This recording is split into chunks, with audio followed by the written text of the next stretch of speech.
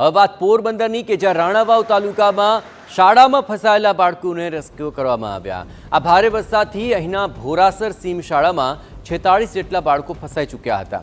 એનડીઆરએફની ટીમ ગામમાં પહોંચી અને બાળકોને હેમખેમ ત્યાંથી બહાર કાઢ્યા હતા।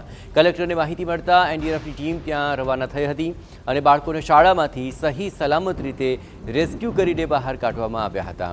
અત્રે ઉલ્લેખનીય છે કે ધોધમાર વરસાદ થયો તો રસ્તાઓ પર પાણી ભરાઈ ગયા, બાળકો ઘરે ન જઈ શક્યા અને શાળામાં જ ફસાઈ ગયા અને તેની જાણ પોલીસને થતાં બચાવ માટે તુરંત જ ટીમને રવાના કરવામાં આવી હતી, પરંતુ મદદે ગયેલી પોલીસની ગાડી પણ ખરાબ થઈ ગઈ।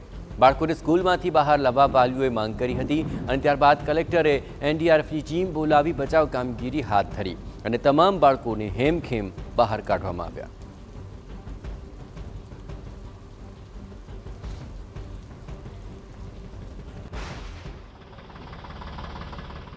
જીતુભાઈએ પણ મહેનત કરી આમાં।